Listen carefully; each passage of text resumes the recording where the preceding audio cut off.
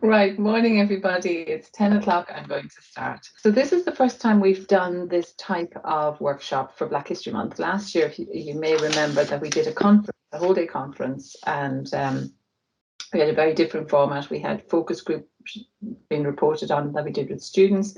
We had Ola presenting on the AL Common Room discussion that went on, and we had a presentation from Marcia Wilson as well. So it was a very different feel, and it was open to the whole of the OU. But this year, the feeling has been that not as much effort goes into Black History Month on its own as a month, but the events are spread throughout the year. So that's what colleagues are doing. But this is the one workshop that we've organised as whole OU in this style. Not saying there's lots of other things that are open to the whole OU as well. But one of the things we know we are challenged with at the Open University is the awarding gap. We have many awarding gaps, but particularly today, one of the things that we're looking at is the Black awarding gap. And this is our highest awarding gap and our most challenging one. And in the back of our minds often is our access and participation plan, which of course is overseen by our regulator, the Office for Students. And they have challenged the university to reduce that gap from, and don't quote me on this, over 30% to approximately 11% in a relatively short period of time, so in the next 4 years. But even if that wasn't the challenge set to us by a regulator, we owe it to our students that if our students come to us, that they have the same equity in what they experience, that they have the opportunity, and that their needs are met. So could I just ask whoever's got their mic on to turn it off, because there's a lot of coming through. Great, thank you. So despite, I could still hear it, despite our regulators saying this is what we have to do, this is what we should do, morally we should be doing it anyway. So what we've got this morning up to 12:30 is presentations from Access, from Wells, STEM, FAS and FBL, talking about addressing this gap. And what I really, really like is that we've got great diversity, I would say, in the approaches people are taking. So obviously there's a focus on race, but we also have a focus on mental health, gender, IMD, recruitment, production, Black leadership, inclusive curriculum, working with students, working with ALs, leadership experience of Black students, the learning experience of Black students, and that in a sense shows you how complex and how intersectional this whole issue of a Black awarding gap is. So I hope by the end of the morning, people will have learned how different we can actually approach this, but also how we should, as a whole, be approaching it in many, many different ways. One thing that has come to the fore in the last few years is the notion that when we're looking at awarding gaps, we should have a whole institutional approach, that it's not just enough for one particular area to be good at it and then tell everyone else how to do it, that the whole institution should come together and have the one approach. And I hope that after today, we will have learned as a group what that whole institutional approach could be made up of. And two final things from me. We have an online evaluation form at the end of the morning, and I'm hoping that the Wells colleagues will finish on time. I believe I've been told they're taking 22 minutes, no pressure, and that will give us all time to do the online form. But what I would really ask you, colleagues, is to say, give feedback that we can actually build on. So is this a format that's useful? What have you gained? But also one key thing, this workshop was planned in such a way that we're learning what we're doing as a first. I haven't opened it to students, and that may have been something that we will need to review, but Patrice Belton, I hope, is here.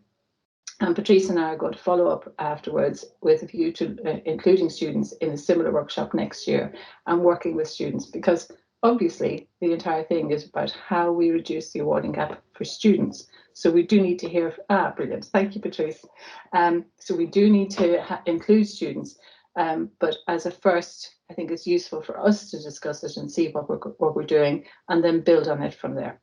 Okay, enough from me. I'm going to hand over to our first speaker, and this is from the Access programme. And we have Rahana, John Butcher, and Darren Gray, and the title being "How do we talk about the race and mental health?"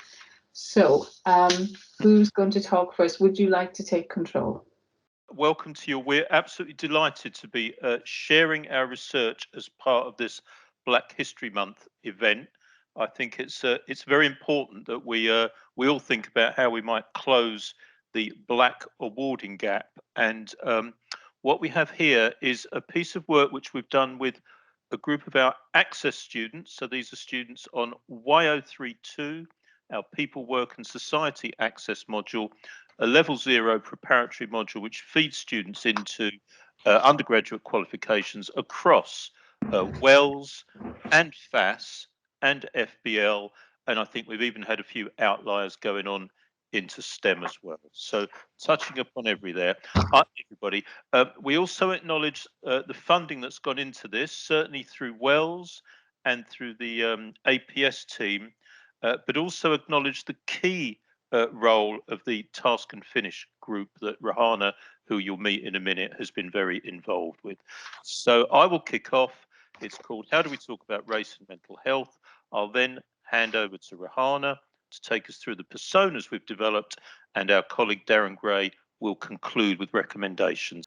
As Joan has already suggested, there's been very important external drivers for this research.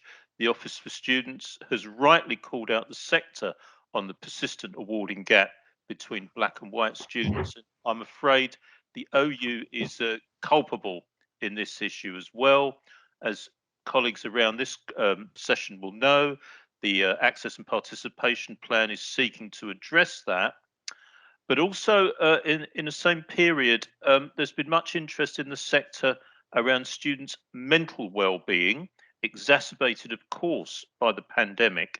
And the university has seen a significant increase in students declaring a mental health condition. I think the thing that brings this all together is that internal data at the university identifies that our Black students are significantly less likely to declare a mental health condition. And on the Access programme, we were very concerned about this and sought to explore reasons for this. And one of the things we started with, we bid for some funding. We got a colleague to undertake a literature review. Not a huge amount of literature out there bringing the issue of Black students and mental health together. However, as you can see, there are four, I think, key ideas that do come through, and I think that's important in positioning our work. First of all, universities need a much better understanding of the complex lives of their Black students, and absolutely should not treat these students, as we shouldn't with any of our students, as a homogeneous group. Also, I think a pressure to identify a need for university staff, and we take that to be lecturers and all professional staff, for greater cultural competence in addressing issues of mental health with Black students. There's quite an important point there. And then lots of literature, I'm sure you'll be aware of this from the States, on the importance of representation and role models amongst Black students. Incidentally, the Access team had started some work on the Black awarding gap as a result of its previous periodic review. And one of the very challenging conclusions, I think, is that white people avoid talking about race. So should we have a look at what we did? So first of all, and I think we fully acknowledge that in a largely white university, it's particularly challenging, I think, to get this right, to talk with our Black students about their experience. So with a lot of help from the student research panel, and ethical guidance from experts around the university, we developed a methodology which we thought was appropriate and considered in exploring the questions we wish to explore. So basically, we invited all students on A113, that's our most popular access module, who self-identified as Black African or Black Caribbean, to respond and to volunteer to be participants with us in this. 5 Black students eventually agreed to be interviewed. Alongside that, we identified 2 interviewers. One was an AL, one was another OU colleague. One was Black, self-identified as Black, one self-identified as brown. And what resulted were a series of really, really rich, quite difficult sometimes conversations, which were recorded. When transcribed, we ended up with 100 pages of data.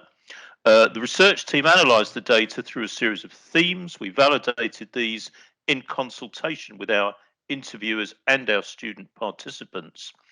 And then we revisited these themes through the development of a series of personas. And I just need to explain why we did these personas. First of all, some quite traumatic experience was shared by individuals, and we really sought to depersonalize those. We wanted to include them, but obviously take out that kind of personal alignment. We also wanted to produce, for occasions like this, some semi-generalizable findings, and we thought the personas would help us do that. And we also wanted to properly reflect the breadth and commonalities between participant experiences. And I'm going to invite Rahana now to take us through the 5 personas that were developed. Thank you, Rahana. Thanks, John. So as John said, we've created 5 personas that are aggregated from the data that we took from the interviews. I'm not going to go through each one individually, but as you may have seen on the last slide, we talked about sort of 5 key messages that came across. And they can be summarised in these boxes here. Obviously, we asked students to talk about their mental health, and therefore they told us about their experiences, which links sometimes to cultural stigma, although with the awareness of steering away from a deficit model, we have taken on board what they've said about their own backgrounds and communities in terms of how they respond to mental health. But we also wanted to find out about what the institution can do better in order to support Black students with declaring mental health conditions. As John also mentioned, we asked them about race, and very much the message that came through was that white people don't like talking about race, and that can be to do with a discomfort, it could be to do with a guilt. That also came through about a colonial past. But there is a need for Black people to feel empowered within the institution to enable those conversations to take place. Representation was also a really key theme that came across, or category that came out, and that was the notion of being able to see themselves reflected in a number of places, so the curriculum, within staff, but also within students. So we also learned a bit about sort of online identity anxiety that can occur for Black students. Another really key point, and something that Joan mentioned in her welcome, was around the issues of intersectionality, and particularly for Black students. One of the key themes that came out was the need for a bursary to study, so the link with being from a low socioeconomic background, and that intersectional aspect. So there's an awful lot going on for some of our Black students in relation to not only their experiences of race and racism, but also in terms of their mental health, and also being from low socioeconomic backgrounds. So quite a few intersections at play there for them. One of the key personas that we wanted to add in was our student who was a forced migrant and their experience. And I think that links very much into John talking about how it reinforces in terms of the literature, the need to understand the really complex lives that our Black students come to us with. And by having cultural competence, that enables us to do that. I'll just take you through a couple of them here. I think this one's really interesting about the OU and the idea that the student felt that they would see more diversity within the student body because there aren't barriers to study, which really helps us to think about and unpick what those barriers are at the institution. And here's something here as well about white people don't know what words to use. So there's something around, isn't there, developing that cultural competence and that confidence in enabling all staff to have conversations which make us feel uncomfortable, whether that be about race or LGBTQ+, whether that be about our backgrounds, about having that confidence really to have those conversations. This one is also quite key, that when white people teach you about your past, that they don't feel the pain of slavery. So there's some really sort of poignant points that came out from our students. And I think what's really powerful about these narratives is that it's given a voice to those that wouldn't often have that voice within our institution. And I think listening to them and the recommendations that Darren will take us through in a moment is really important. And I shall pass over to Darren at this point. Thank you very much, Rahana.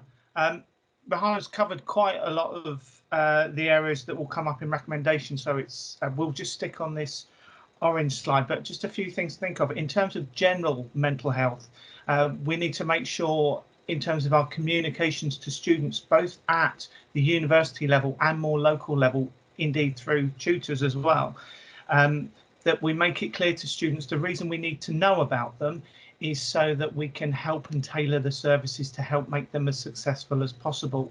We do know that some of our students don't declare that they're black because they feel, because of society, that they'll be disadvantaged by doing so. So we need to get beyond that, and then that is further multiplied on that intersectionality when you're taking into account mental health as well. And in terms of things like the language of mental health, we need to decouple disability from mental health if we can in terms of the language, because we know that in certain communities, certain cultures, that's certainly very problematic and adds additional challenges. And then we also need to be aware within our own dealings with students that certain terms may come up in place of talking about mental health. So feeling tired, feeling anxious, having a bad day, those sorts of things. We definitely need to work further with staff development in terms of building empathy, cultural competency and understanding, so that we can recognise the different journeys that our students take. Tutors are critical in this whole situation. They are the conduit, the link, most commonly with our students. So we need to look again at the diversity of our workforce, but also again build up that cultural competence. Rahana covered about empowerment of students. I will say on that point that it's quite often the students most in need of help are going to be the ones least likely to ask. So I thought that was going to be Joan's lovely face on the screen there.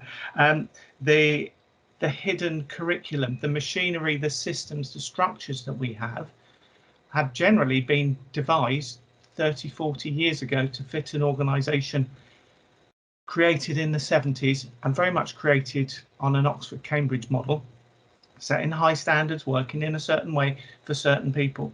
And though we've evolved over the years, we've got a long way further to go, and our students need some help to be able to navigate their way around that system. Rahana covered very competently about the race and racism side of things. We need to build more space for us to be comfortable in being uncomfortable about understanding, speaking, listening and learning, so that we can get to know our students better and explore our own selves. I think I'll just end there, Joan, because I've seen you pop up, so good to see you. Thank you. Thank you. Thanks very much, Darren and Rahana and John. Very powerful to hear your work, especially when it's actually the voice of students that we're getting an insight into. So thank you for that. That was really, really great. And a great start to our workshop. So moving on, our second set of presentations is from STEM. and STEM are looking at intersectionality, and Suzanne is just going to put up the slides now. And the title we have is What Can We Learn from the Data Surrounding Ethnicity, Gender and Index of Multiple Deprivation? And we've got, I think, Andrew first, and Afua Ashipong, as well as Diane. Over to you, Andrew. I'm hoping the slides will appear any second. Yes, no problem. There we go. Great. Okay. Yes, so my name's Andrew Potter. I am the Deputy Associate Dean, Academic Excellence in STEM. I should also mention Diane Butler is our Associate Dean. She's not here just now, but she might pop in later on. And Afia Achampong is our EDI Manager in STEM. And she is here and will be able to answer some questions in the chat as we go along. But what I really want to highlight is Jonathan Evans's contribution to this talk, because he is our project officer in STEAM, our scholarship centre, and he really pulled together all of the data that I'm going to share with you today. So a huge thank you to him. So what I'd like to talk to you today about is intersectionality in STEM. So John, Rahana and Darren already mentioned that the Black awarding gap is not one that's oh, I don't know why I've gone back to not full screen, is that Black students are not a homogeneous group of people, and it's really important to look at the intersectionalities. And perhaps predictably in STEM, we have taken a kind of a quantitative approach to this to see how far the data can get us in understanding the issues that are at play. So I'm going to present you some data which looks specifically at the intersectionalities between ethnicity and gender, and ethnicity and the index of multiple deprivation, which if you don't, or IMD, which if you don't know what that is, it is a measure of essentially affluence. So we're going to look at data on two different levels. We're going to look at them on a module level, and we're going to look at them on a board of studies level. So the modules that we're going to be looking at are SDK 100, Science and Health, an evidence-based approach. So this is one of our large level 1 modules, which is a kind of a broad introduction to the health sciences. And then to compare it, so we're going to look at the data on both a module level and on a board of studies level, and we're going to look at the School of Mathematics and Statistics, which is my home school, if you like, as well. And really what I'm wanting to get at here is we're wanting to consider how useful this data is in understanding the intersectional issues that relate to the Black awarding gap that has already been spoken about. And what approaches that we can take to investigate and address those intersectional issues. So I'm going to show you some graphs essentially for most of this presentation, and we're going to be looking at specifically at the pass rate for students. The Black awarding gap also refers to the good pass rate. So in other words, you know, the gap between students, Black and white students usually who attain a first or a 2-1, but we're just going to be looking at module passes. So the difference in rates between module passes for Black students and white students and students of other ethnicities and other characteristics. So the graphs I'm going to show you look something like the examples that I've shown here. And they show three things. Each one shows three things. They show the pass rate for students split by their intersectional characteristic, the pass rate for each of the two single characteristics, and then the intersection of both of them.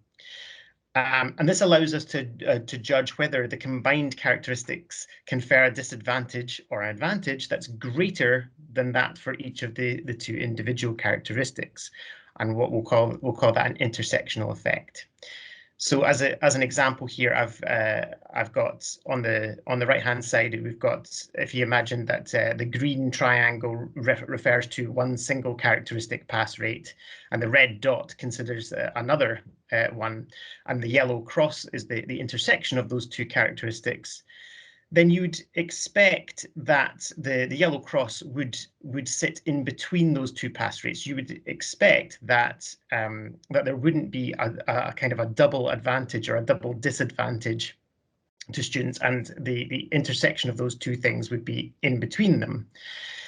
However, if the one that shows an intersectional effect is when we get this cross, this yellow or green cross, sits outside the two individual ones, and those are the ones we really have to think, well, there's something greater going on here.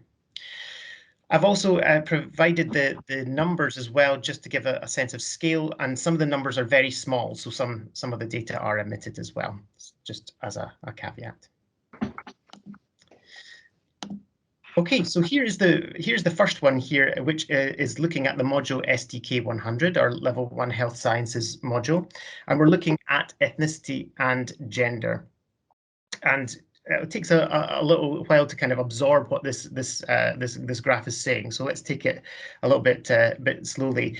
Let's look first of all at the height of the green triangles.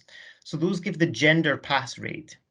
So if you just look at the green triangles and nothing else, you'll notice that they sit at one of two heights. They either sit at 70.6% or they sit at 66.5%, depending on female or male. And as you can see, there's not a hugely significant gap between just gender, if we just look at gender. By contrast, if you look at the red dots are the ethnic group pass rate. So they sit at various levels at 54.1%, 57.4%, all the way up to 70.8%. So this is the pass rate for that particular ethnic group, and as you can see, the gap between black is sitting at 54.1% and white at 70.8% is pretty significant. It's pretty large, and this is the black awarding gap that has been mentioned before. One thing that we should have a look at, though, is if you look at black female students, you'll notice that black male students don't appear on this graph, and that's because there are only two on this module, so they've been omitted because it's kind of too small to make any sort of meaningful comparison. But if you look at black female students, we notice that we don't have this intersectional effect that we'd expect. We get what we do expect, rather. That the intersection of black female students sits at 57.1%. But what I think is interesting about this graph is that how much closer the yellow cross is to ethnic group, the red dot, than it is to the gender, which suggests that for black female students, their ethnic group is having more an effect, or on their pass rate, rather than their gender, which I think is interesting.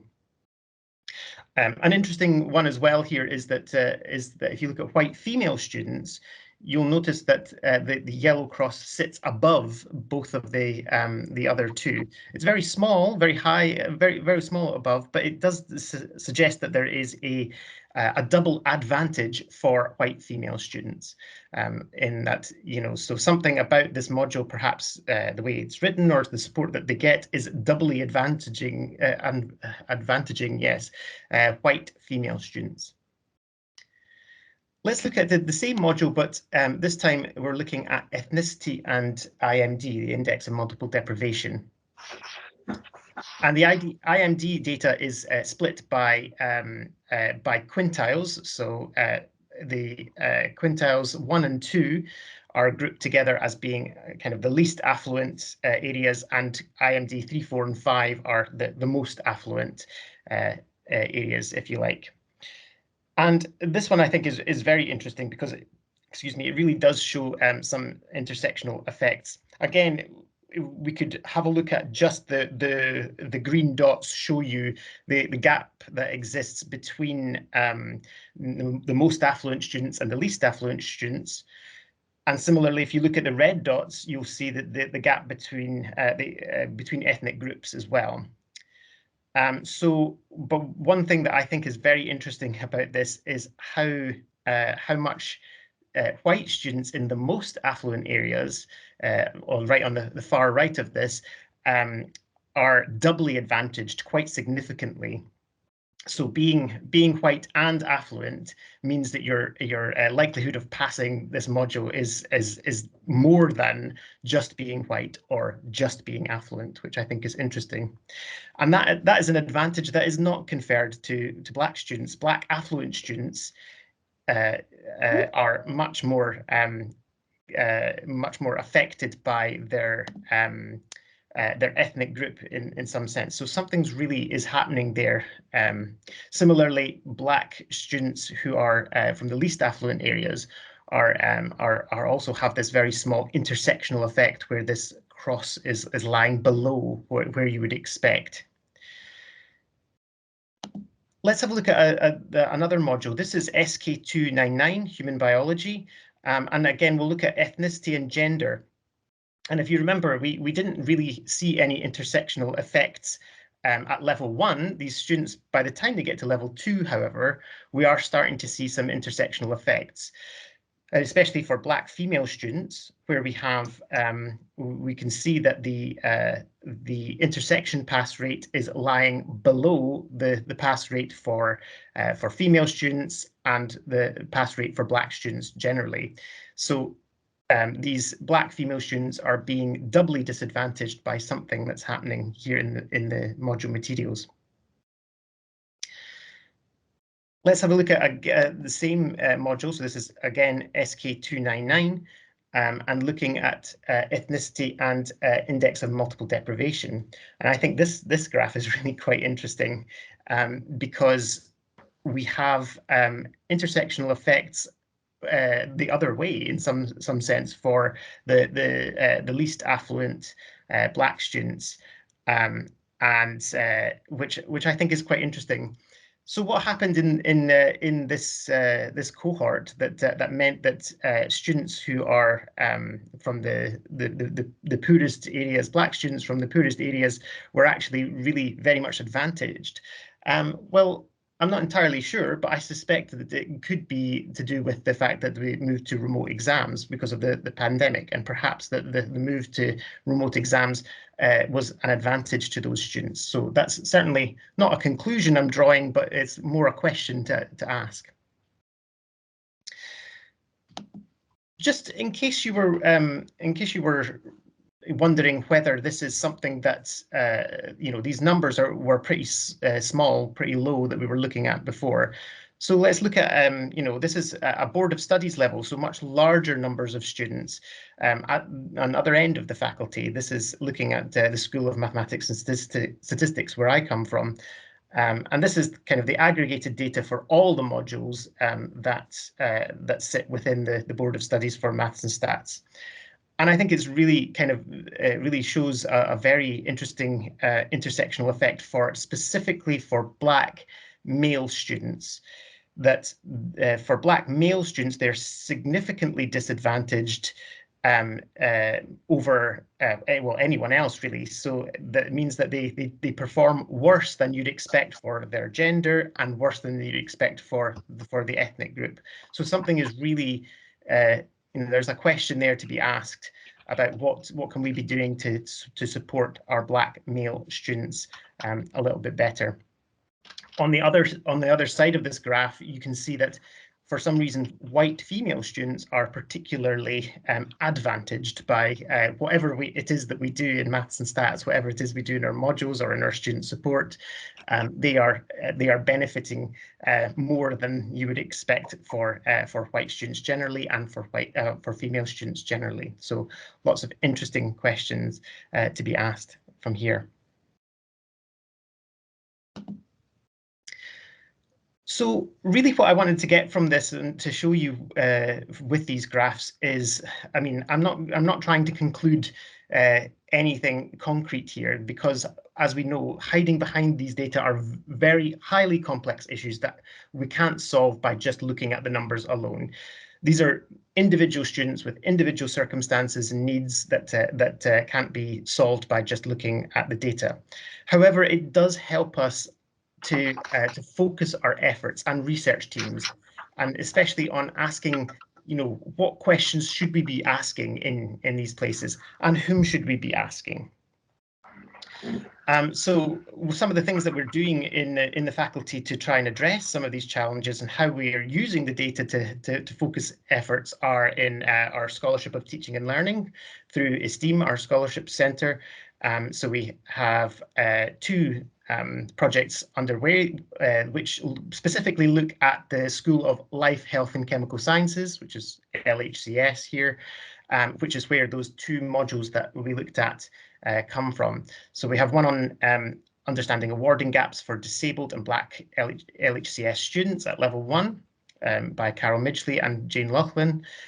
And similarly, I mentioned before about assessment and perhaps the remote exams that we were using during the pandemic, understanding how our assessment contributes to retention and awarding gaps for Black students on LHCS modules, and that's by Jane Laughlin, Duncan Banks, and Eleanor Crabb.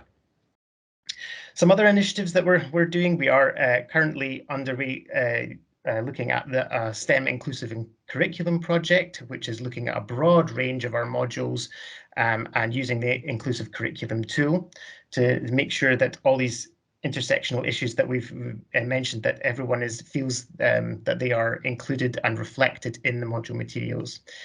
And lastly, and specifically in my school as well, we are looking to create a resource, an open educational resource on decolonizing the curriculum through the history of mathematics.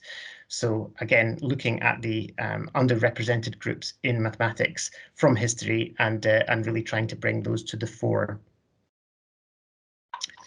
Okay, I think that's probably where I'll stop, but if anybody has any questions or any comments, I would love to hear them, and you're very welcome to email me as well.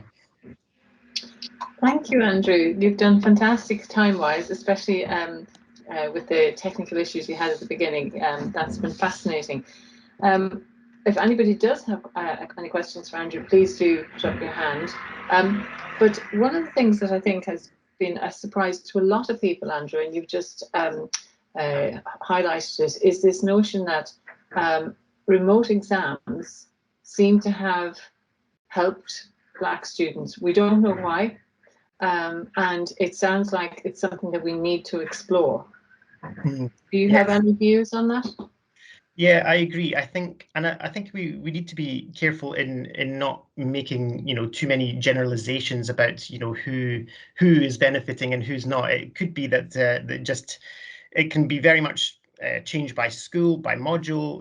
These are very highly complex issues, I think, that we should be looking at. But yes, I do think it raises the questions of well, why were those Black male students in those Black students from the least affluent areas, why were they significantly advantaged over what we'd expect? It's an interesting one to look at. So yeah, no, I definitely think it's something that we should be looking at more. Thank you, Andrew. And it makes you wonder, as you say, all the complexities. So was it access to a given area that they had to turn up in person? Was it having to get time off work? Was it the logistics of getting to some place at a certain time? Or was it actually the format of the exam, the physical exam? There are so many variables in there. So yeah, you're absolutely right. We can't come to conclusions. So I've seen Ola has got his hand up. Ola, over to you. Yeah, thank you, Andrew, for the very insightful presentation. Just to add to that point, you talked about the remote exams. So I was in a conference last week.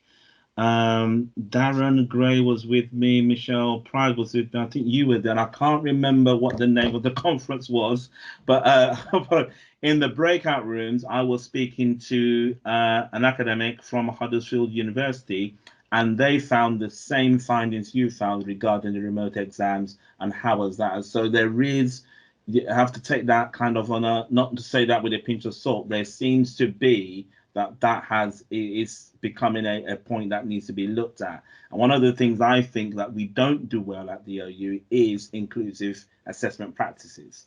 And that's what the thing that they mentioned. When they, because of COVID, they had to change their own practices, they saw their award gap narrow, and they were able to show exclusively it was down to that particular remote exams element. So I think it's something we need to look into in more detail. Yeah, I quite agree. Yeah, absolutely. I think it's something that we do need to have a look at a little bit more in our own context as well. Oh, I see that Michelle is saying that in Wales this year they're doing an inclusive assessment project as well. So yeah, lots to be found out from there, I'm sure. Michelle, did you want to come in and explain a little more? Absolutely. It's looking at, as everyone said, it's a completely complex issue to understand the differences in outcomes, and some comments that were made earlier just to think about success and failure are not the opposite. So you can remove all of the barriers for failure, but that doesn't necessarily mean the student is going to be successful. So we need to look at what enablers we can put in place for the student to be successful. And I believe one of the enablers is inclusive assessment. So we do need to look at our assessment and ensure and think about what is it that we're assessing. Are we assessing a student's ability to understand what is being asked of them? Because that may well be a skill you're assessing, or are you actually assessing some content or some concepts, or think about what it is that you are assessing and then think about how you are assessing it. And quite a bit of work has been done within Wells before my joining around inclusive assessment as well, but we want to take that forward, and it's really important that that's an enabler that we put in place to make sure that we are using assessment that is answerable by all students, not just by some. Yes, absolutely. Yeah, totally agree. Thank you, Michelle. The other thing that was fascinating, Andrew, was the double advantage of some students, because obviously this conference workshop has been talking about minding the gap. So that is us looking only at the negatives. But there's probably an option for us to look at where things are doing really well. And you've shown a really nice contrast in some of your modules where students were experiencing different things depending on the module they were on.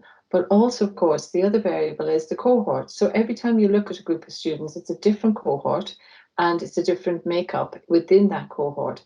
But it strikes me that we need to look at multiple avenues of investigation, such as the advantages that some students get, as well as the students who are probably doubly disadvantaged.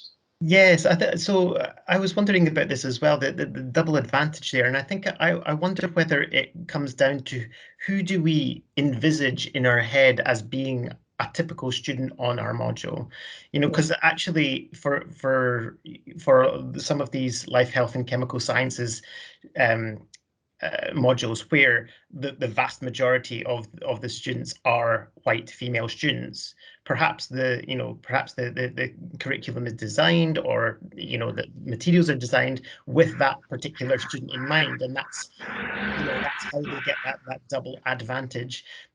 Because that's who we think of. Are we thinking about the black female student, or the black male student, or the black student from a deprived area when we're conceiving of the module, or are we thinking of the average student as being this white female middle class student perhaps? So I do think that there's an interesting question to be asked there. The other thing I was going to mention that I forgot to when we're looking at maths and stats is that we have a specific problem there as well. What's not in the graph that I showed you is of underreporting as well. We have, especially in maths and stats, we have a huge proportion of our students will simply just not declare their ethnicity to us. And I wonder whether it seems to be a specific problem in maths and stats. And I think that might be a discipline focused problem, because I wonder if it's something about the discipline itself that people think, well, that's not relevant to maths and stats. We're only dealing with numbers and calculations, so I'm not going to tell you that. But it does raise some very interesting questions of, how do we encourage students to, or maybe we shouldn't be encouraging, how do students trust us? Do students trust us of what we do with their ethnicity data as well? Interesting things there. Yeah, fascinating, really, because I think a lot of people are skeptical about the confidentiality of that data, where it goes, who uses it, how they use it.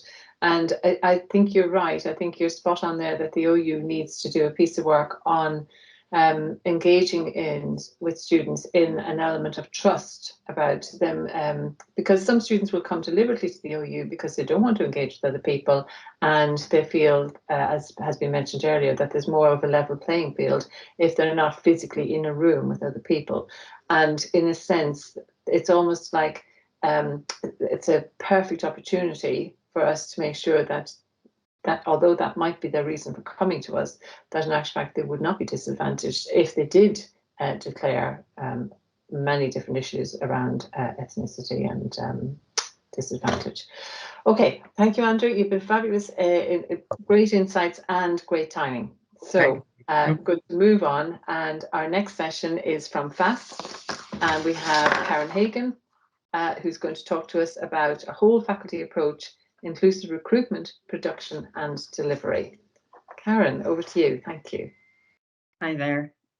Thanks very much. So in FAS, what I've decided to do is tackle this fairly broadly and talk about the whole faculty approach.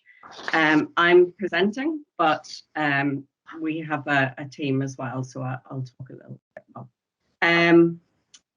So we have a larger EDI team, and it's Julia Downs, Tina Forbes, Petra Jewfield-Beebe and Nabila Mia, so that we cover the different areas in the faculty that we need to cover. So I have focused on the sort of whole faculty approach because I wanted to emphasize the need for a strategic and joined up approach to working on addressing awarding and recruitment gaps. I think there's no point in doing one without the other, or we set students and the university up to fail, for example, by drawing students into courses and providing teaching and learning that maybe don't actually support their needs.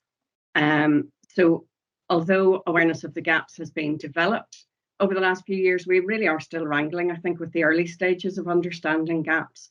But we are starting to transition into the stage of addressing gaps. I think that's really important.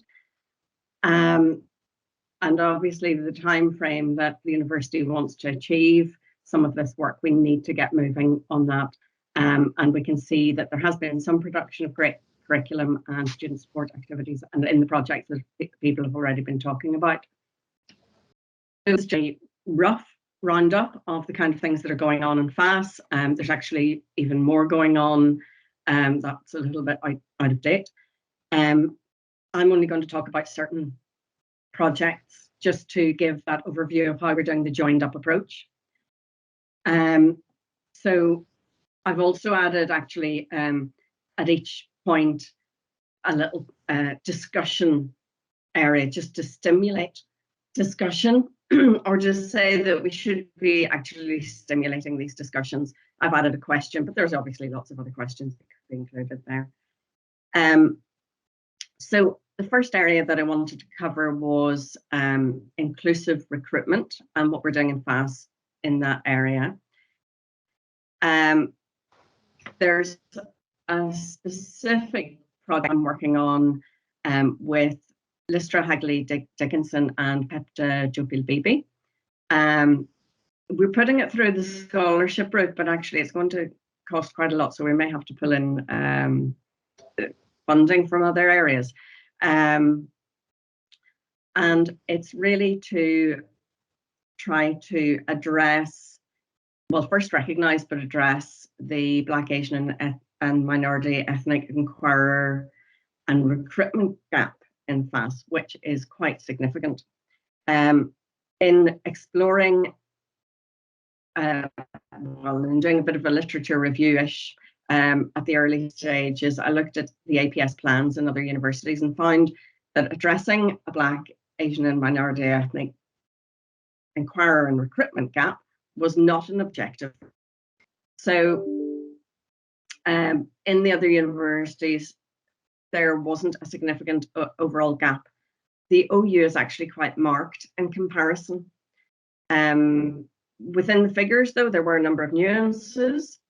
For example, the University of Westminster had issues about decision making. So they were saying that Black students tended to select courses with lower retention rates.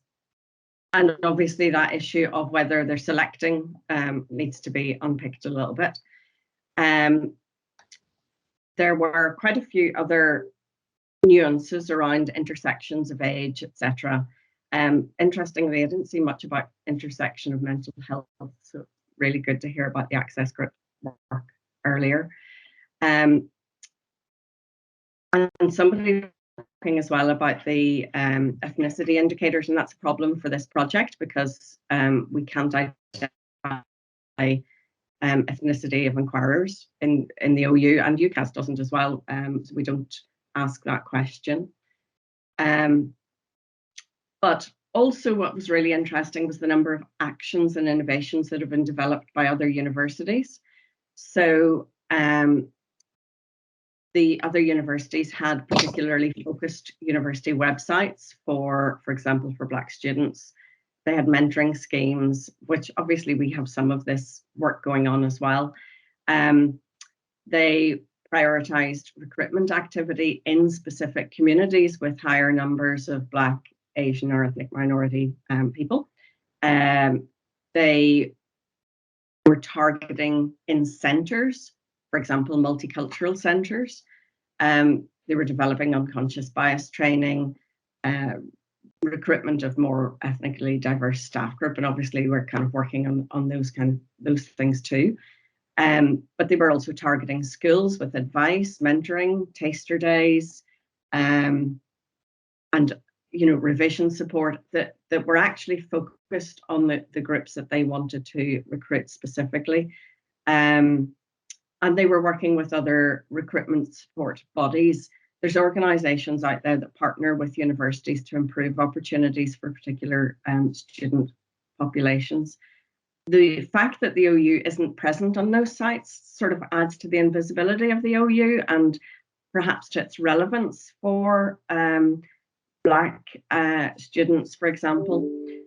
So the objectives of that project are to identify gaps in Black, Asian and ethnic minority inquirer and recruitment in FAS, to build a clearer picture, and that will be at qualification level, module level and faculty level. It will be to identify patterns of intersectionality as well, and to provide explanations of the gaps that we have in FAS. And we need to do that specifically, really, with quite a bit of qualitative research with pre-inquirers, and that is quite a challenge. So it's going to have to involve an external consultant with expertise, because we don't actually have the networks out there, and also we don't want to be out there as the OU trying to ask people to tell us about us. So it is quite a complex piece of work, and we want to obviously then make recommendations. What we've been doing is working on the inclusive curriculum, and I'm sure you're all very aware of the inclusive curriculum tool, which is being rolled out at the moment. We actually rolled it out already in FAS. This activity was led by Julia Downs, Tina Forbes and Petra Jofield-Beebe, and we actually took an early sort of strategic stab at using the inclusive curriculum tool and recruited AL and student reviewers who've been trained, they've been given guidance and support and given access to specific module materials to review. That was quite a significant project to undertake. And it has actually given massive results. So it would be much bigger than we can go into it at this stage, and hopefully we'll be able to fill you in a little bit more at another time on the details of it. But we prioritised modules at a stage where they could actually be developing some new materials or change existing ones. So it was, part of the life cycle review work and everything. The feedback that we got from students and ALs you know, we really didn't know what we were going to get when we went into this, but it has been quite incredible, incredibly skilled, very sensitive, constructive, critical feedback, very knowledgeable. Certainly, I'm convinced it isn't something that we could have done without them, and very collaborative. It's the sensitivity that has come across in the feedback's fantastic.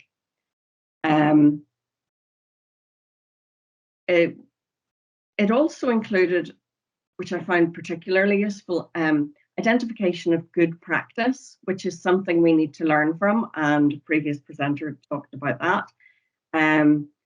So they identified what was good and said why it was good, and really we can build so much from what they've said. And you know, it might have been things like about the language that was used or the complexity of cases that were developed, because quite often, you know, I think sometimes at the moment people are being asked to put in these examples and they maybe aren't doing them justice, so it looks a bit tokenism. So we've had that kind of feedback about where that level of complexity is actually quite rewarding, and the support as well that's been provided within the modules. So at this stage, what we're going to do with that is work with the module chairs to explore the possibilities that might be opened up in responding to the feedback from ALs and students. We really want to respond to this creatively and very ambitiously, and we suddenly have an opportunity to do that. So very optimistic about it. And again, we have to think about that as module teams, but also as schools, as faculties, maybe at curriculum level, to really engage in what that looks like. So the third thing that I wanted to touch on was that in developing, right, so we're going to draw in students, we're working on that, we're going to develop this curriculum, but actually what's really important is how that's delivered as well, and we can't let people down at the delivery end. And obviously there's some work ongoing about supporting students, but I really felt that in developing a more inclusive curriculum, we need to support the ALs who are actually delivering that. There's already an awful lot of quite tense and difficult conversations being had in tutorials, in forums or group forums, and even on assignments. And maybe in FAS, you know, we do have obviously a whole range of topics that can be quite challenging.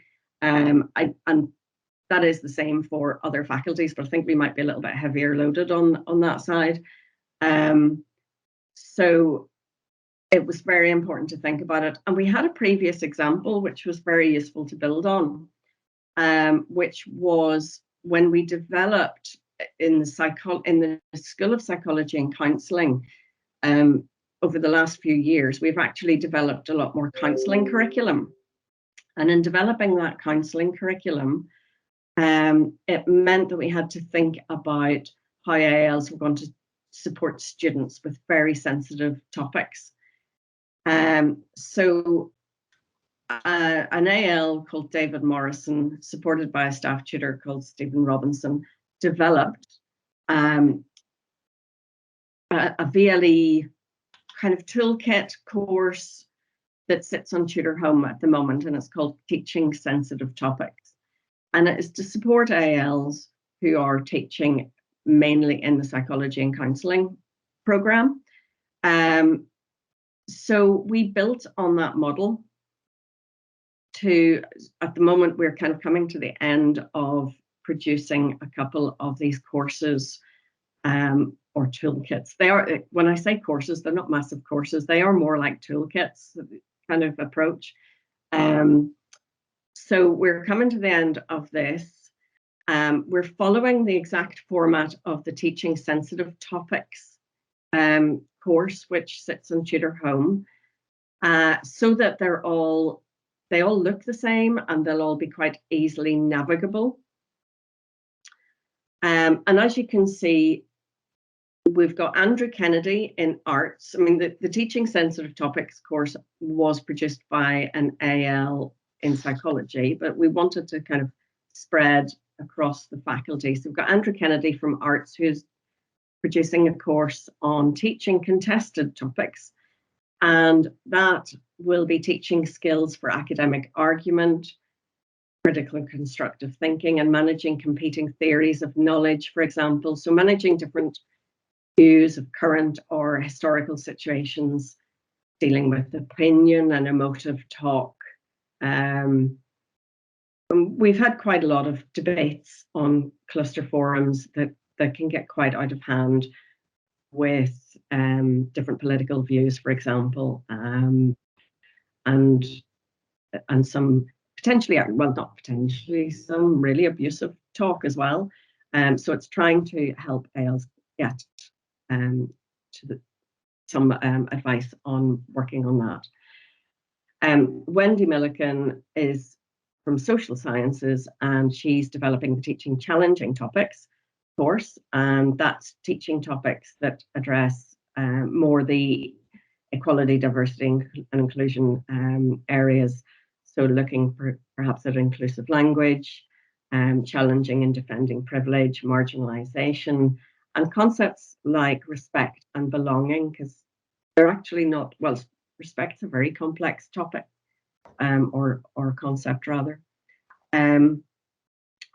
So they'll be providing guidance about what it's like to be, what is likely to be contested or challenging, who might be affected, and how, and the ideas on how to manage conversations on, for example, cluster forums.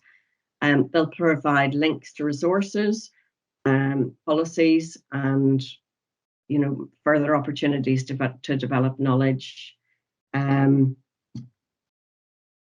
Andrew and Wendy also, I mean, they've done an awful lot of work on this area, and obviously what's actually in the course is probably a fraction of the work that they've actually undertaken to produce them.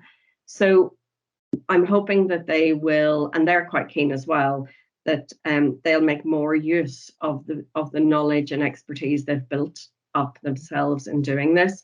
And they were building on existing, their existing knowledge anyway. They had actually been drawn into this because they had this kind of background. So they hopefully will be available to do further work in this area.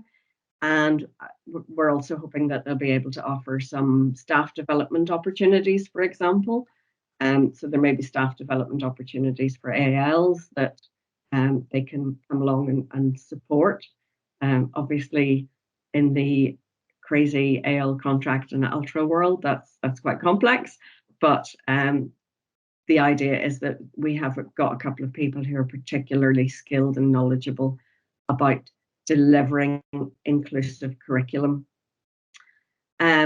This is a FAS funded project, and so it focuses on FAS areas. It's, for example, topics on modules in FAS that might include culture and race, debates around gender, contested histories. The module I work on most would be social psychology, and it really, in fact, it probably should have been called social and political psychology. So there's an awful lot in there that also is very, really needs a lot of support. And so I can see these courses providing opportunities for that. What I actually would ask from the group here, because we have a little section on these VLEs to cover examples of topics from other faculties, and I haven't populated that yet for the teaching contested topics and teaching challenging topics courses. We have it for the teaching sensitive topics course. But what I would ask, if you have examples of topics in your faculty that may apply to these particular areas, I'd really like to know about them. It's just, we only need to have the headline names of the topics. But if you have topics around that you think would be contested, maybe politically or historically, or if you have topics that might challenge people in terms of the inclusive curriculum idea, please let us know, and just send me an email. So these are basically the questions and discussion areas that we're thinking about in FAS. We're really trying to up our game in terms of creative possibilities. And given the unique challenges and opportunities in the OU, we really should think carefully about how the OU can draw in a more diverse student population.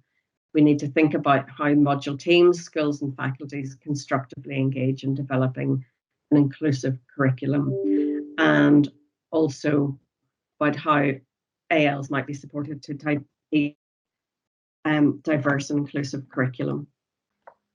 So that's me.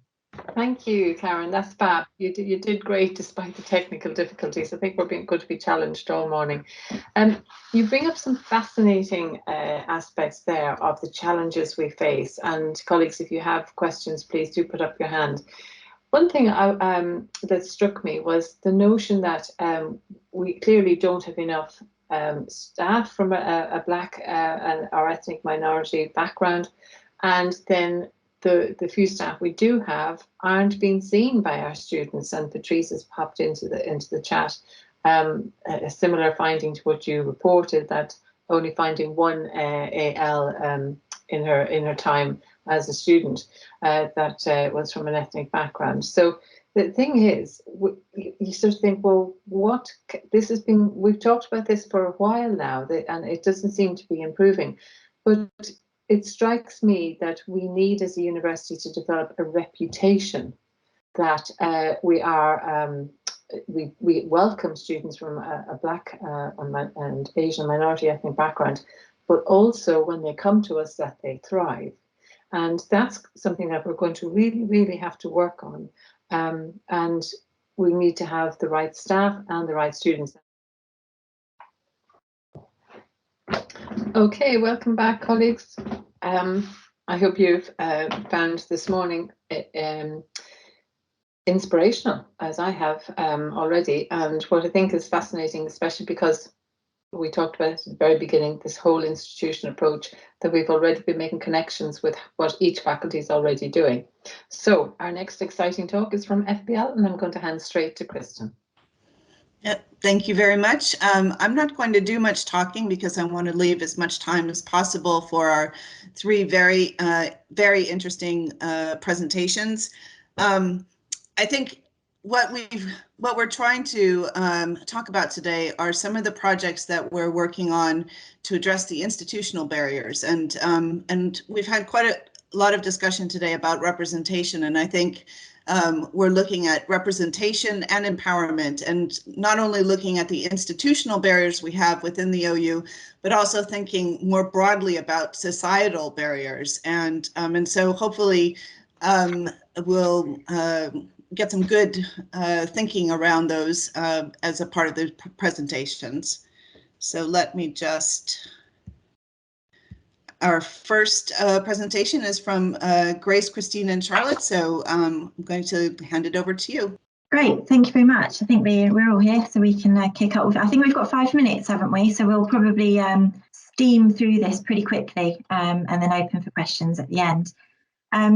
So there's a group of us who are student experience managers in the faculty who've been working on a project looking at how we can improve the diversity of our AL body. So as student experience managers, we are responsible for the recruitment and management of the ALs. ALs being the largest body of academics within the university, and those that are the most visible through tuition delivery to our students. So research on supporting people from Black or ethnic minority backgrounds speaks about the need for role models from one's own ethnicity. This provides a sense of security, comfort and support in a way that perhaps someone from a different ethnic background is unable to provide. And as we've heard already, that this is something that is found in research supporting students within HE, so developing the sense of belonging feeds into improving outcomes and closing gaps, a diverse workforce being a key factor to addressing awarding gaps. So therefore, our project focused on critically reviewing the recruitment processes within our team. A key insight we discovered was the large disparity between the percentage of shortlisted Black and ethnic minority candidates to those from white backgrounds. We brought in an external consultant to help critically review our processes. And with the feedback from a survey and interviews we conducted, we were able to share recommendations on improving our recruitment process, both for our team and also shared with the wider university. We've written a blog which discusses this project further, and I think we're going to pop the link in the chat box shortly. So what's going to happen is Charlotte's going to take us through 3 common approaches to recruitment that we found during our research, and she's going to highlight feedback from our respondents on these. And then Christine is then going to share a few of the recommendations from us, which we've shared with our team.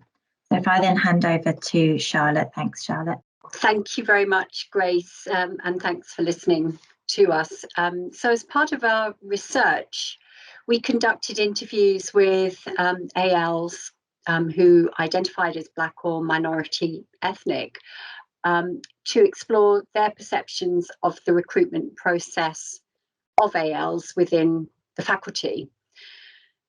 So some very clear themes emerged, which suggested to us that our selection process presented significant barriers for Black and minority ethnic candidates, and in particular during the interview. So we wanted to present to you 3 scenarios taken from our empirical research. These are on the screen, and we hope that these spotlight some of the concerns that were raised. So in the first scenario, with an all-white interview panel, which is quite common, perhaps not just in FBL, but across the board, our respondents felt that this was quite awkward and intimidating and was a deterrent to being authentic and sort of revealing their own true personality and authenticity. In the second scenario, an online interview with cameras off, this created a barrier and a feeling of distance, with a perception of an imbalance of power between the interviewers as the employer and the candidate. And the candidate's not able to pick up on body language and other cues which might have been encouraging and inviting of more sort of open responses. So in the final scenario, this reveals that respondents felt quite uncomfortable with a token question based on equality and diversity and inclusion, which was just tacked on the end. So we found that respondents felt unsure how to interpret this question. Should they talk about race, religion, disability, educational background? There was a real reluctance to talk about their own lived experience as a candidate from a minority ethnic background. So this empirical research highlighted many issues and themes, some of which we've shared in these 3 scenarios, but it really made us reflect on our recruitment practice. Now I'm going to hand over to Christine, who's going to talk about the recommendations that we formulated from our research. So thank you, Christine. Thank you, Charlotte. I have added the blog that we all produced into the chat as well, so you can read far more about it, because these are very much the edited highlights of the research and the recommendations. So these are just a few of the key recommendations coming out of that research that Charlotte's just gone through with us. One of the main things was, particularly when we're online, we ought to be more visible. We need to show that we are welcoming, and actually it's very hard to do that when candidates can't pick up on those non-verbal cues. So no matter who is in the panel, how representative it is, they need to be visible and welcoming. If there is an EDI question, it needs to be really clear and preferably scenario based, so that we're really demonstrating that this is key for us. This is a critical part of the role of an associate lecturer at the OU, and we're demonstrating that this is who we are. And we know it isn't always possible, but to make efforts to have more diverse panels wherever possible. Another recommendation was to ensure that applications are, this goes back to the differences in English language, but that application shouldn't be disregarded due to maybe a stylistic difference. If there's no communication issue with the written English, stylistic differences should not be penalised. It could be that applicants use a different variety of English due to their background, or it could be that they use English as an additional language, and so there should be some consideration of that. And we should also offer oral feedback to unsuccessful applicants. We could, and we know that we often do actually, find that we're not able to make offers to certain applicants because maybe they haven't met all criteria, they haven't been aware of how to complete the OU application process, and therefore we should focus on areas of development and advice and provide that as feedback to each candidate on request, so that they are more clear about how to apply for an associate lecturer role with the OU and how to approach the interview. As I say, these are just some of the key recommendations, but the really important one is epitomised in the quotation on the left-hand side of this slide, and that is that we are all responsible for challenging the current norms. We have both individual and collective responsibility, and that we together can make these changes. So that those were the recommendations we wanted to share with you. I'm not sure if you're taking questions now or at the end of the whole FBL slot, but that was, and any other comments you want to put in the chat as well, obviously we'll pick up. I think we'll take questions at the end, if that's okay. Yep, that's the plan, I think. Thank you very much, Charlotte, Christine, and Grace. Let me move on to our next presentation, which is with Caroline and Liz, and thinking about representation within our student body. Thank you very much, Kristen. So within the law school, we've carried out a number of initiatives to address the awarding gap, and we've been thinking about this holistically. So as well as looking at inclusive curriculum, we've considered broader issues, including employability. So within the law school, many of our students are studying law because they're interested in pursuing a legal career. But we know there are concerns around a lack of diversity within both branches of the legal profession. We have barristers and solicitors. And historically, the stereotype of a lawyer is male and pale. And historically, the professions have recruited from quite a small selective group of schools and universities. So there are multiple issues there regarding ethnicity, gender, and socioeconomic background. Now, this is changing. There is a greater diversity within the professions more recently, and an understanding of the benefits of diversity. But there are still issues there. So as I've said on the slide, in relation to Black lawyers, around 3% of lawyers were Black in 2019. That's about in line with the general population, but they're disproportionately in smaller firms or practicing as sole partners in their own firm. They are less likely to be solicitors or partners in larger firms, or either in the regions or in the City of London. And similar for barristers, and they're less likely to be Black senior barristers or QCs. And this is important for our students because we know a legal career is highly competitive. So as well as the academic results needing to be very good, the profession also places a great deal of importance on work experience and networks. And our students can struggle in relation to both of those. So we've become aware there's a number of scholarships and schemes aimed at addressing issues of diversity. So within the law school, we've actively researched and promoted some of these schemes to our students to support them and encourage them if they want a legal career, including some we're going to discuss today that are specifically focused on Black students. So we've outlined now the 3 schemes we've been involved with more recently that are focused on our Black Law students. The first I want to talk about we became involved with this year, and that's 10,000 Black Interns, which is a scheme which offers paid internships to Black students. And this year a number of quite large city and regional law firms have become involved in that scheme. Students apply directly for that scheme, but we've been promoting it and advertising it to our students and highlighting the fact that this is a good opportunity for them to gain experience within some larger law firms. The second thing we did was we've been developing links with the diversity groups within the profession, one of which is for solicitors, the Law Society Ethnic Minority Lawyers Division, and we've arranged for them to speak to our students to support them in entering the profession.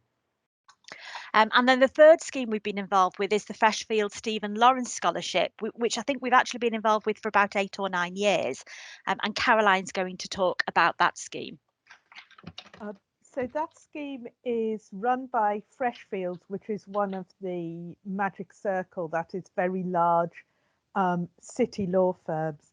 It's designed to address underrepresentation, particularly at the intersection of Black and socioeconomically disadvantaged men. And it provides a financial scholarship, but also substantive mentoring support and activities, including from other organisations, including very large businesses and the Bank of England. Yeah, so we've investigated these relevant schemes and the dates of applications. And for the Stephen Lawrence scheme, we have to nominate students for that scheme, which we've done for the last few years. And we've been encouraging students to apply directly for other schemes.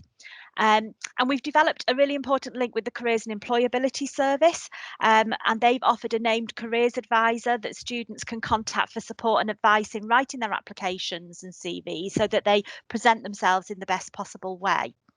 And I've already mentioned the links that we've made with the diversity groups. So we attend their conferences and their open meetings, and they come and speak to our students at our online Law Careers Fair and other events. So in terms of the impact of this, we have previously had successful candidates for the Stephen Lawrence Scholarship. And in particular, there's one student who is now a solicitor in a major City of London firm. And then he comes back and talks to our students, which is a great role model for them. And this year, the 2 students we nominated, unfortunately, got through to the assessment centre, but weren't successful in getting the scholarship. But both of them have had an offer of support from Freshfields in terms of coaching and mentoring and possible future work shadowing opportunities. So although they weren't successful, they've still made some really useful networking links there and receiving some support from that group. 10,000 Black Interns is still ongoing, so we don't know about the outcome of that one. And what we briefly wanted to end with was the lessons that we've learned from our involvement in these type of schemes. Caroline, do you want to say something about Stephen Lawrence? Yeah. So one valuable aspect of this is that there is direct engagement with the firm. There's a briefing day for staff, which serves not only for information, but also as an opportunity for feedback and discussion. And that's been really valuable, particularly, for example, in issues specific to the OU. The scheme was originally specifically for first-year students, which doesn't really work so well in OU terms, and they've responded to that, for example. Secondly, we've learned the importance of, and the issues around, which Liz will talk more on, identifying and nominating students. So we need to work to identify students, for which we work with the SST. We then contact the students because we need to work with them for the initial application, which actually comes from the law school rather than the student, although they also have to produce on their own account a video to support that application. And so one thing that's been crucial has been communicating the benefits to students of being involved in this, and the positives even of being identified, and many have found it very encouraging to be identified and encouraged to go forward at all. It can take care, for example, one of the criteria is the student is exceptional. That's very broadly defined. Most of our students will meet it because of the challenges they face to study. But without explanation, they start worrying about, well, I didn't get a distinction in everything. Other lessons learned, the risks, it's very sensitive in explaining to students why they've been contacted and encouraging them, particularly because the socioeconomic criteria involve asking some very personal questions in addition to sensitivity around ethnicity data. And the time and effort involved for both staff and students can be considerable. But we see benefits even in application in terms of improving confidence, improved terms of the peer network, and also the mentoring support they receive as applicants, whether successful or not. Thanks, Caroline. I just want to end by briefly expanding on the issues around difficulties in targeting communications. So I think that's been our biggest challenge in terms of promoting these schemes.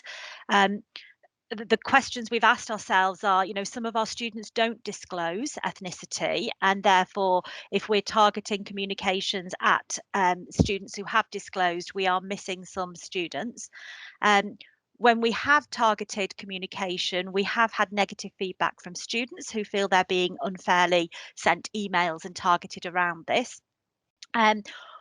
In situations where it's not been very specifically targeted at Black students, we've had complaints from students who are ineligible to apply for these schemes. So, for example, the Stephen Lawrence Scholarship is specifically aimed at Black males. And we've had a couple of situations where communications have had to go to all students who've disclosed that they are Black, including females, which then leads to complaints from students who are ineligible. So the kind of lessons we've learned is that we need to be very clear in explaining to students why we feel it's important to promote these schemes and the benefits to them of applying in the context of their wider career. And it's also led us to work very closely with the Careers Service again to draw up quite a comprehensive list of scholarships and schemes, some of which are targeted, some of which are not, so that we can much more clearly signpost all students to relevant support, even where they're perhaps ineligible for one scheme. Kristen, I think we'll end there because I suspect we've run over time, but thank you very much. Thank you very much. Yeah, we are running a little bit behind on time. We had hoped to have some more time for questions at the end. So I'm going to stop the presentation and invite Owain and Fidel to please have a chat with us about your project. I think we are here. So we are trying to do our section slightly differently because it's going to be a conversation which I'm going to start, pass it on to Owain, and then come back to me. So what we are talking about today is a program we're in the process of developing. It's tentatively called Black Leadership and Empowerment Program. How did it come about? It came about because Paul Sese, who is director at an organization called Inclusive Company, contacted FBL to express concerns about some of the leaders within the Black communities who were not necessarily sort of enlightened about, who acquired leadership through experience rather than through attending leadership courses.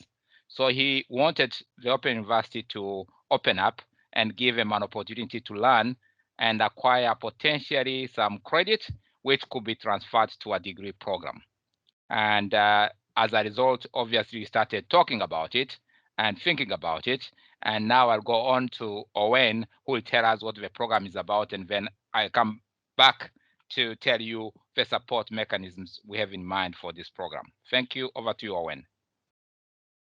Cheers, Fidel. So I I think what's been interesting about this is how Fidel and I have been developing the program in partnership with Paul and Sonia Bassi as external stakeholders, but also going a bit broader as well. So it has been a sort of co-creation kind of exercise, and we thought the topic of leadership was a significant and important one. I mean, we could point obviously to demographic shortfalls in things like senior leadership positions in certain industries, you know, across industry, particularly sort of new and emergent jobs in the tech industry and so on and so forth. But I guess I think what we mean by leadership is kind of a slightly different to just being in a position of leadership. And so the ethos of the course, which is going to be a micro-credential, is that we are trying to build a kind of collective leadership to enact change within organizations and systems, I suppose. So I think the danger of this kind of thing, actually with leadership development interventions in general, is that they tend to put the onus for change onto the individual. So the individual has to change themselves in order to be a better leader and so on. But so we're trying to take a perspective where we support and teach people to be able to make a difference, to change systems, I guess. So we'll be covering a lot of the sort of, I guess, more regular but you know, kind of up to date, cutting edge leadership theories and approaches, but kind of doing it with a critical eye to where some of these ideas come from historically, what they're tied up with in race terms, but also some of the emancipatory potential of sort of approaches to leadership that tend to get overlooked in the academy, I suppose, if you like. So, but a big part of this is we want to think about how we can provide extra learning and support for Black learners from more deprived communities, or simply Black learners who might, you know, not quite have the confidence to be able to do something like this on their own. So we're very concerned with trying to build up communities of learning. And as we go through the approvals process, one big part of that is that we are going to be going externally to lots of different organizations to try to get some money to fund some of these extra support activities, which I think Fidel is gonna talk about now to close off. Yeah. So the extra support activities we are thinking of are twofold. One, the Center for Voluntary Sector Leadership piloted over the last number of years the idea of local learning clubs. So we are going to adapt it with the partners we will have, and we are hoping to run the program in various cities across the 4 nations, whereby participants on the program who will take a funded route will be able to meet on a regular basis to benefit from peer learning, but also to discuss what they learned from the program, because in a way we are asking them to produce what we are calling a change program at the end of it. And there's no harm bouncing your ideas on other people who are doing a similar program.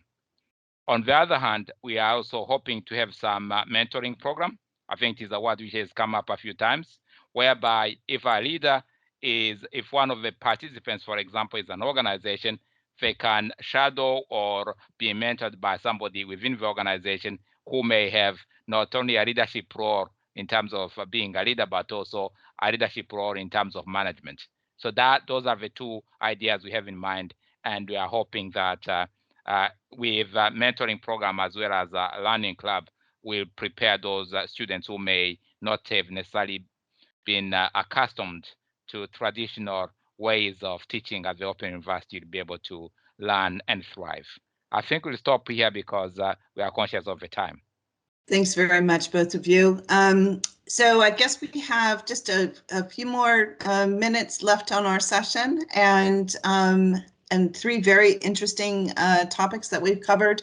We've of course put the blog link for the AL recruitment project, and there's quite a bit of information on the different scholarships that are available, and we will be having a micro-credential, if I believe correctly, to support the third project that we talked about. Just a couple of observations from me. A great triple act, I would say. Great to hear of success that you're already done, plans that you have in mind. And two things struck me that really, really resonated, and that is that it is everybody's responsibility to address the awarding gaps. It's not if you're on a module in production or if you're doing a particular role, it's absolutely everybody's responsibility. And I think we heard earlier from other colleagues that we need to be proactive about this. Even the simple things like has previously been mentioned, putting students together with each other, letting them know that their peers are there. As we've heard, you know, students go through maybe a whole 6-module experience at the OU and still don't find a black tutor. And I really love the fact that you're using your alumni who have been successful at the OU coming back as a role model. And that's, you know, exactly the sort of thing that we could be doing much more of. We know that at the OU we have 2 million in our alumni, and if only a small fraction of them are successful Black previous students, they would be amazing to come back and influence what we're doing. So fabulous work from FBL. Thank you so much. Thank you very much. I think I'll just hand it back over to you, and thank you very much to my colleagues in FBL for your wonderful work. Thank you, Kristen, and thank you very much to all the presenters from FBL. Brilliant. Okay, spot on 12 o'clock. Last but by no means least, our Wells presenters. Welcome, Jim. Well, whilst we're starting, hi everyone. No bit pressured for time, so I'll crack on. I'll do about a 5 to 10 minute overview of our project. You can see the people who are involved, including Ola, who's here today. We did a practice-funded project, which was a staff-student collaboration to explore the experiences of Black students who've been studying sport and fitness modules. I want to say a quick hello to my former FBL colleagues. Nice to see you, and nice to see and hear all the things that you're doing over there. And also some quick thank yous, because this project wouldn't have been completed if it wasn't for my conversation with Patrice. Thank you very much, Patrice, for helping me get this going. Kate Breeze has been very helpful. Claire Saunders too, Michelle latterly, and lots of other people, Joe and other people. But anyway, it's important, I think, to recognise their help and support. So we were a big team. As you can see, some central academics. We also recruited 2 students to join the research team, which was great. Shannon Martin, some of you may know, is a PhD student working in this area, and Fabian Sims, who's was a final year sport and fitness student. Great to have them involved. So we weren't trying to do anything particularly novel. I joined the sport and fitness team September last year, and really kind of got a sense that we didn't know much about Black students' experiences. So we wanted to find out more about what they were, to start getting a picture, if you like, of the experiences of Black students on our modules. But we did do something quite innovative in that we wanted students to be centrally involved in the project and in the data collection process. As with other departments, programs, universities, we have a significant awarding gap, particularly around what's termed good pass rates, particularly between Black students and white students. So sort of our core drivers, if you like, were we wanted to be specific with this project rather than focus on BAME or BAME students as a whole. We wanted to focus specifically on one particular ethnic group, Black students. We wanted it to be emancipatory, in particularly for students and Black students themselves to feel like they're having some input and some power and some agency in the process of change, hence why we recruited students. And the project is also driven by this idea of allyship, and symbolic too. I think it was quite important for us to show as a sport fitness team, that we were interested in the subject area. We are interested and we're committed to change in it too. So I think kind of 3 drivers. So we managed, after quite an interesting period, to recruit 2 students, Shannon and Fabian, following a call. And it's interesting to hear Liz's experience of some of the challenges in trying to direct communication to students. I had a couple of grumbles from white students too about this project, but we managed to recruit the students, and the students themselves did a video which we used as a recruitment tool. So staff tried to keep kind of absent from that. We tried to make it as peer-to-peer as possible in terms of our recruitment approaches.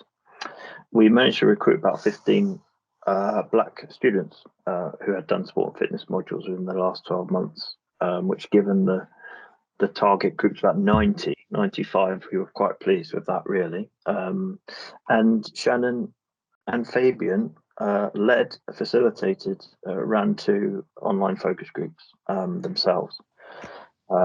Consciously, we wanted these to be student-to-student conversations, safe spaces, if you like, for students to discuss their experiences rather than someone like me leading the focus group. So there were no staff present in any of those focus groups. Our key areas of discussion, although it was quite loose, which was nice, but we did focus particularly in the focus groups on students' relationships with tutors, their connection to the module materials, and their relationships with other students. And my next slide does no justice whatsoever to the data or the data analysis, but for the purposes of a 5 to 10 minute chat, this is what we found. In general, I think our general point was that many of the issues raised in our focus groups by our students were issues that are common to distance learning OU students across the board.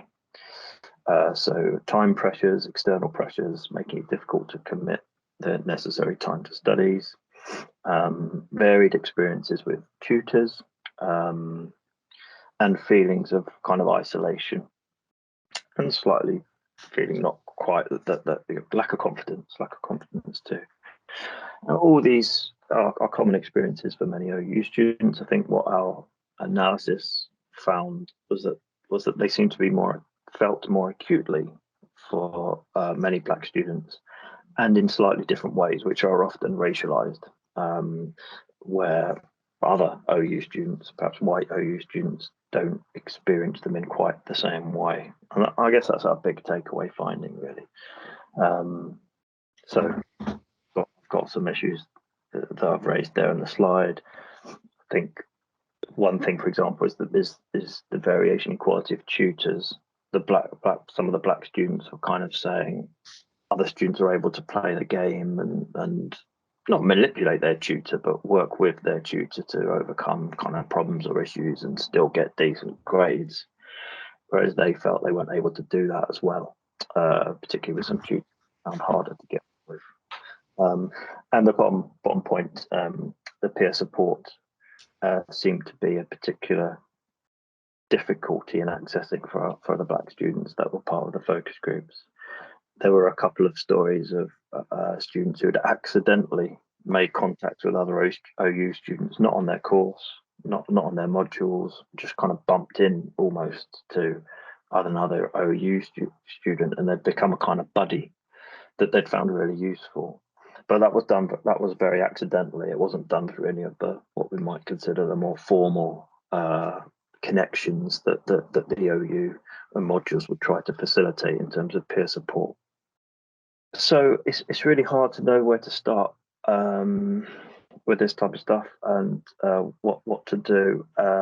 We've had some conversations about where we might go, and I quite like this idea that we've had as a team, which is to consider developing a more formal black student network within our sport and fitness modules program. And instead of someone like me coming up with what that might look like with all my preconceived views and attitudes, I think what we're going to try and do is drive a project where students themselves will start to design and consider what a Black Students Network might consist of, what might it look like, what might be involved in it, and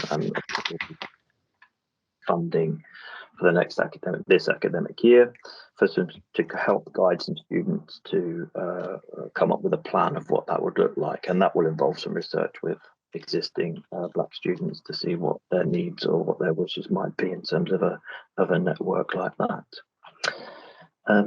So 9 minutes, not too bad.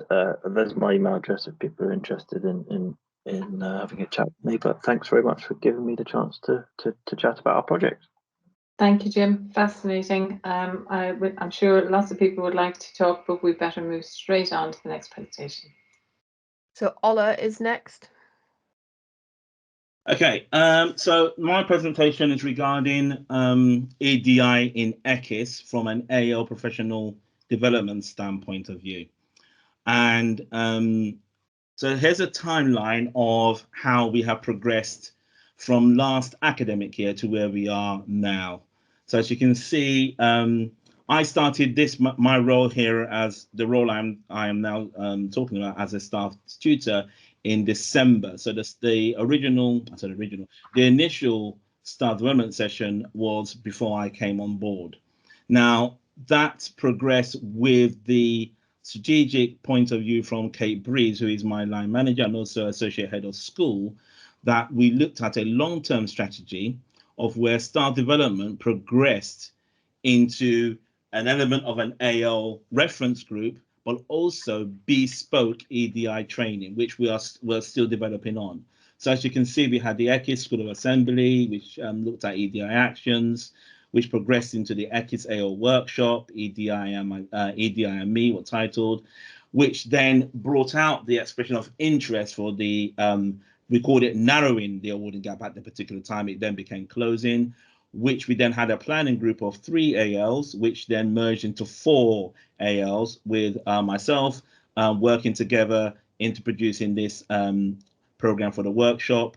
We then had 2 race equity workshops that we had pinched actually from Joan Simmons. And when we say pinched, Joan Simmons had got these race equity workshops for members of staff in Wales, but we had heard some really great feedback on that. So we went back to the presenters to see if they could come in and speak to the ALs just about, awareness, increasing awareness of race equity amongst our ALs, because we felt that's really important to when we are then going to have the workshop, which we had just about 3 weeks ago in September, which was then renamed as Closing the Gap for Black, Asian, and Minority Ethnic Students in ECIS, and that's where we are now.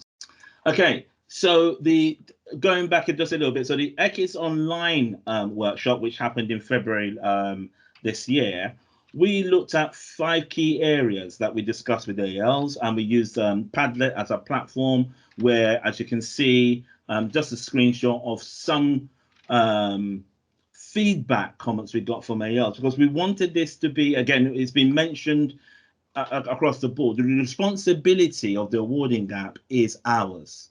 It's ours as ALs, ours as staff tutors, whatever your role is within the OU, this is our problem. We are all complicit in the reason why students of a certain ethnic group are not getting the same learning experience, and not getting the same degrees as their white counterparts. So that element of responsibility meant that it's us as ALs to try and come up with interventions that we can then use to close the gap, again with the support of the senior management. So those are the 5 key points we looked at there. And as you can see, the number 3 point is the point that was highlighted, and also that linked to one of the strategies of ECIS, because the awarding gap in ECIS, if I remember correctly, is 29.9%.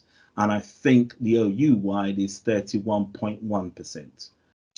All right, so we then delivered the program, okay, and that's the program. As you can see, we had a keynote address, which was introduced by Rahana, which she discussed and talked extensively about the awarding gap at the OU. The next workshop was the awarding gap data for ECHIS students. That was delivered by Leslie Gloss and Carl Small.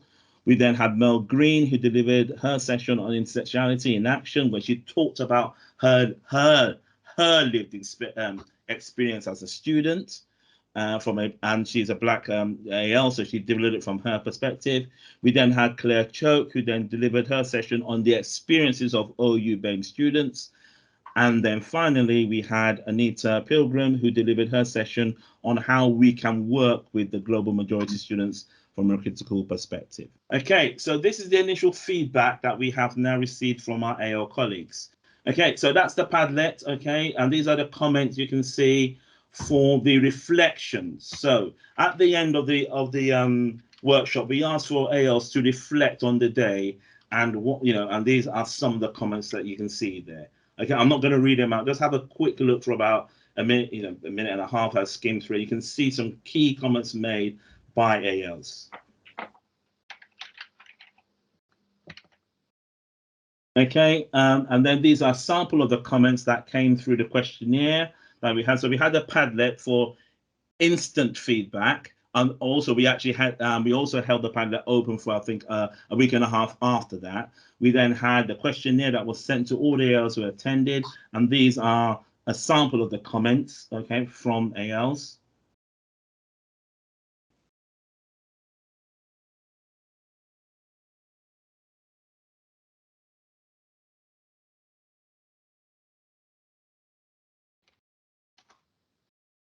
Okay, so this shows you, we asked a question to the to ALs saying, what do you think ECHIS should do? And one of the answers was that ECHIS should offer a program of suitable mandatory professional development activities for ALs each academic year. So the question was, should it be mandatory or should it be,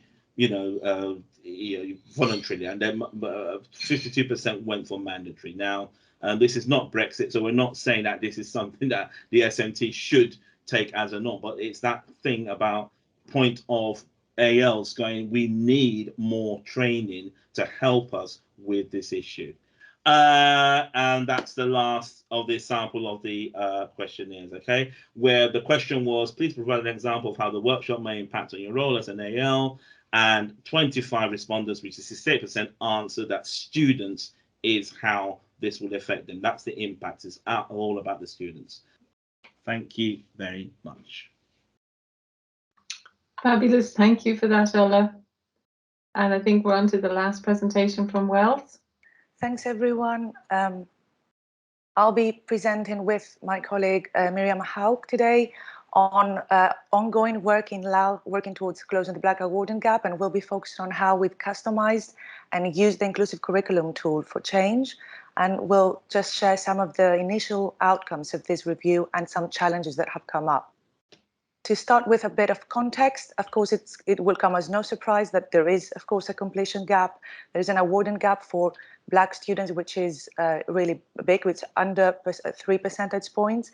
But there is also an awarding gap for other types of students, including students who declare a disability and students who declare a mental health difficulty. And I'm noting this here because we do know that there is intersectionality in these numbers. So we do know, for example, that Black students don't always declare a disability or mental health difficulty. So this is one of the things that we need to pay more attention to.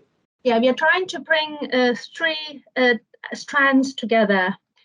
Three core areas of APP for us: access and inclusion, decolonization, and internationalization. And we have started with looking at current uses of the inclusive curriculum tool and then working with our bespoke version of the inclusive curriculum tool. There is, of course, also the big overhaul, OU-wide overhaul of the ICT, and we are feeding into that as well. We want a pragmatic, short-term approach and a critical long-term approach to an inclusive, international, and decolonized curriculum. Just to remind you, the three basic principles of the ICT is that all students can access the curriculum, that all students see themselves reflected, and that through our curriculum, we equip students to participate in a global and diverse world. Now, in our customized version of the ICT, We have included prompts that relate to the Advanced HE Internationalizing Higher Education Framework, materials and prompts related to the United Nations Sustainable Development Goals, prompts related to the Decolonizing Higher Education Agenda, and, as I already mentioned, work that is going on in the Languages Working Group in the context of the OU-wide overhaul of the inclusive curriculum tool. And we'll be sharing a report with you if you are interested. There was an email address where you can request it. Now, to give you an example of the additional prompts we've used to support internationalization, you see here, for example, how do we facilitate ongoing intercultural and international dialogue? How do we ensure flexibility to facilitate international mobility and collaboration? Obviously, it's very difficult for us to do this at the OU, but we have found a way through virtual exchange initiatives that are aligned with our residential schools. And we also have a few additional prompts related to assessment. So we look at whether the content, the language, the pace and modes of delivery and assessment are adapted to the learning context and the diversity of our learners. And then very bespoke languages-related prompts, such as how do you take account in your module design and delivery, and teaching and assessment, of potential communication challenges for learners who are speakers of English as an additional language.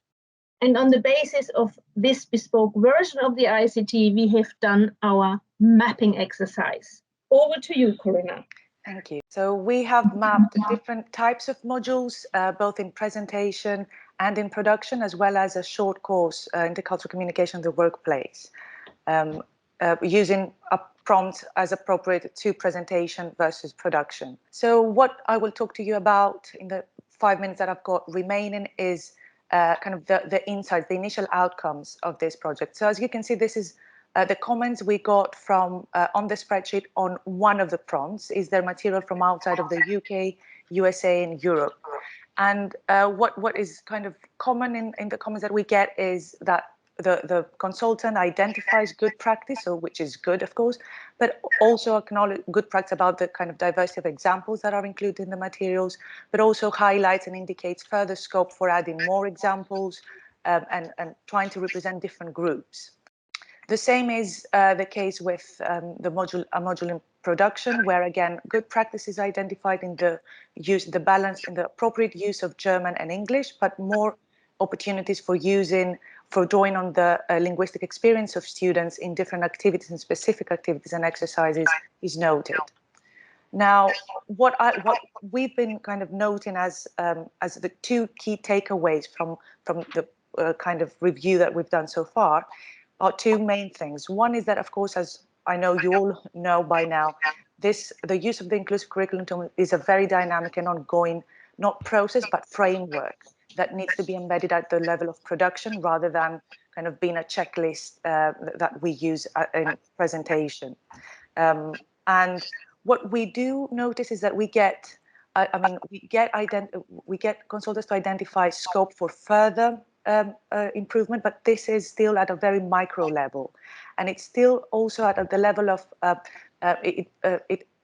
kind of underlying model of diversity that we all work with at the moment is a very broad model of diversity. And I think as the next step, we'd need to nuance, to refine the model of diversity that we work with in order to address the needs of specific students and specific groups of students if we are to make a difference and close the awarding gap, especially for Black students. So the next stage would be to overcome some of the barriers, and which we can look that we feel the next step is to engage students in the production of materials, and that's what we at the moment we pilot in a short course in order to get the perspectives of students, and particularly Black students, to the review of our materials and the production and the design of our curriculum towards a more radical approach to curriculum.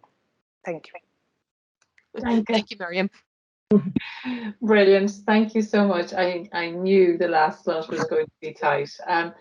Well, all I can say, colleagues, is thank you for a fabulous workshop. It was just amazing. Like, my head is spinning with all the information we've had, but very clearly comes across we're all working in the right direction. We are being proactive. That was something that we actually heard a couple of times. And some of the things that we need to do that came out again and again is we need to make students help students connect up with each other so that there is an element of peer support. That's there for the taking at the moment that we're not doing. I've put in the chat the evaluation. Please use the second link. I put last year's in first and then I put this year's in. And please do give us feedback, because I think this is just the beginning of a big conversation around how we are doing in relation to closing these gaps, the Black awarding gap in particular this morning. And it's fascinating to see how many similarities there are, how many parallels. And it's been suggested that really we should pull all this together and create a report, which I will look into. So thank you very much to all the presenters and contributors, and to Suzanne, who's done a great job in the background, quietly managing the slides, which Suzanne hasn't done before. So thank you, Suzanne. And thank you very much, colleagues. Please do fill in the evaluation form.